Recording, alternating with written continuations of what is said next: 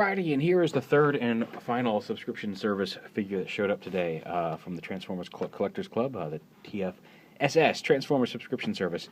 This is 1.0. This is the third and final figure today. This is Circuit. As you can see by the, again, in the same plain brown packaging, it says Circuit on the sticker. So you know that inside is Circuit himself. And he is a very, very vibrant repaint of the... Reveal the Shield or Hunt for the Decepticons. One of those lines, Lockdown, the non-animated movie version Lockdown, or more realistic Lockdown. There's this tech spec card there in the box under the foam. Again, he comes in the same box with the foam and all that good stuff that all the Collectors Club service figures come in. And this was one that I had pretty much kind of just written off. I love this mold. I like all the Lockdown molds are pretty good, and I do love this mold. And when I saw pictures of it, I'm just like, G2-esque, garish colors. I think he was actually an Action Master, so not really quite G2, really. And that was right around the time that I was not super into Transformers. I still collected some. I think I had, like, Action Master Bumblebee and a couple Action Masters and a few Micro Masters. But that was kind of the end of the line. And right around the time my interest in it was waning, I think the cartoon was off the air at that point. And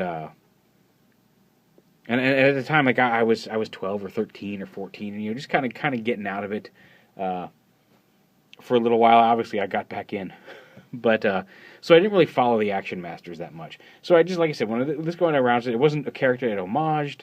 Didn't homage a character I care about. It was garish. It was bright, and there is something to be said for the garish color scheme. And then getting it in hand, opening up the box of all of the three figures that showed up today. Which are, like I said, Breakdown is probably my least favorite. Slipstreams are actually really well done and looked a little better even in hand. And she was one of the ones that I was kind of chuffed for when they first announced the whole service. And I think he's my favorite of the three because it's not quite as bright and glaring in hand. The yellow isn't actually a bright yellow. It's kind of a muted, almost like a cheddar yellow orange. It's kind of an orangey yellow. It's not a bright yellow. The teal on this aqua, I guess it's not really aquamarine, but like the tealish, this blue color is absolutely beautiful. Again, it's not as bright as I thought it was going to be. It's kind of muted, but just really striking. I think that's my favorite color on this piece. I'm not a big fan of orange, as I've mentioned in several of my reviews. So the orangey yellow isn't hurting things either, but this teal color is really nice, and the paint matches the plastic. The wheels are actually molded in the plastic. The detail is paint, and it matches really well. And then there's some of this kind of purpley maroon, looks like yogurt, like a purpley, like gelato, like raspberry gelato, is what I'm calling this color. And then some orange plastic here, and some paint here and there. So a nice mishmash of colors. But, like I said, a little bit more muted than I expected, and it just looks really striking in hand. I was really kind of happy with it. Now, there is the one issue that you can kind of see in the top of the box here. You can see right here where his spikes, you can kind of see there's like even some of that raspberry-ish color paint rubbed off around there. The spikes come up into the top of the box. So a little, like, slightly deeper foam would have helped that. And it has ended up rubbing away some very minor bits of paint here on the tips. Not as much as looking at the top of the box would suggest. Just the very tip here. You can see the darker plastic underneath, which is a little bit of a shame. He looks kind of, he's based on Lockdown. He's supposed to be kind of a rough and tumble with the spikes and everything anyway. So it's just battle damage, and it's not super obvious unless you're looking for it, but it is there, and that's a little bit of a drawback. But overall, I think it's still a very nice looking color scheme on the figure. He transforms, again, just like all of them do, like their previous counterparts, except this is based on actually the Axor version of this mold, not the Lockdown version. So he does have a different head, and instead of the claw, he's got the kind of cyber axe weapon here. Pop him off.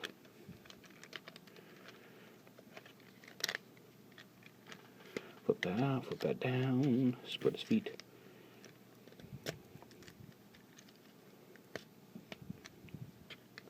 Those long, lanky legs. Long, lanky legs. La la la la la la. Alliteration, it's your friend. Except when it's not. Sometimes alliteration will turn on you.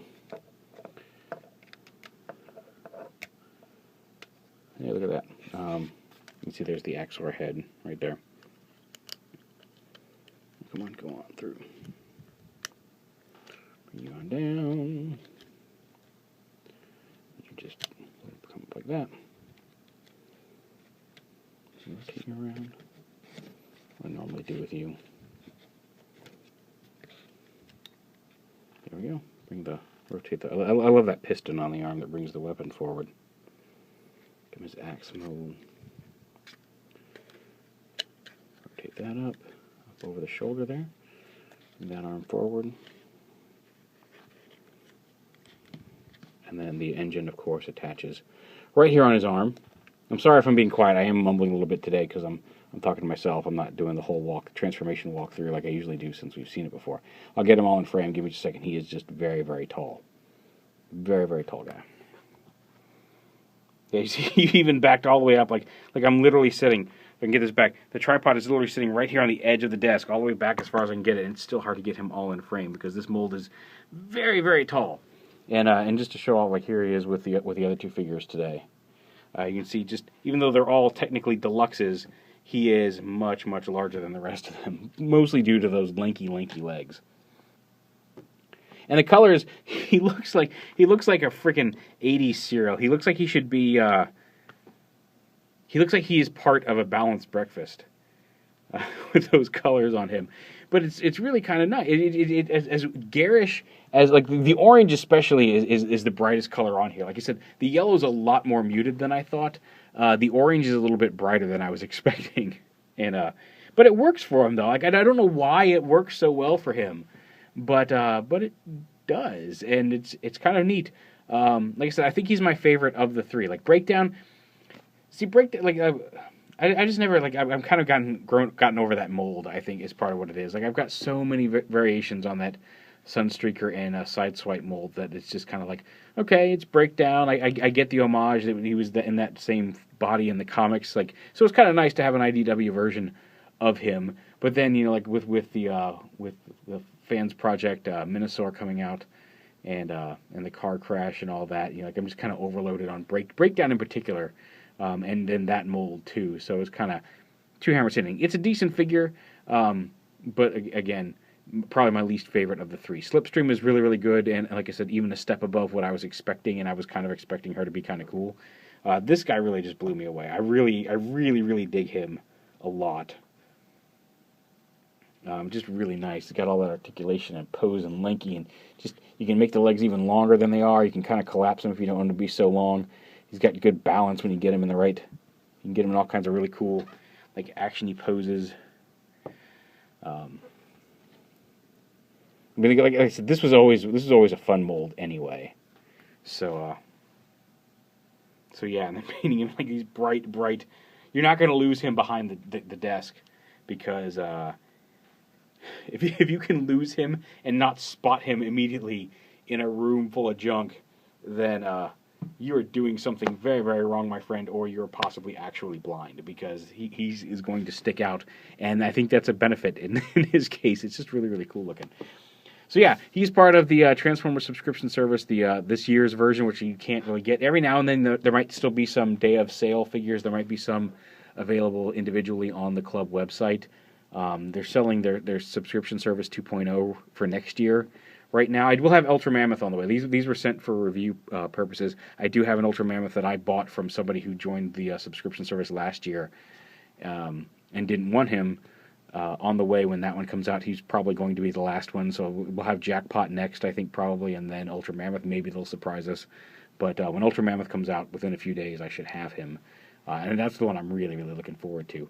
Mostly because I got the Ultra Class Optimus Primal and then the Lyo Convoy at TFCon this year, so I'm looking forward to having Ultra Mammoth. Like, I really want to have Monkey Primal, Ultra Primal, and then Ultra Mammoth together, because it justifies me having all the various Beast Primal molds without being all the actual Optimus Primals. Or I guess he wasn't Optimus, he's Big Convoy, but you know, I'm really looking forward to that mold.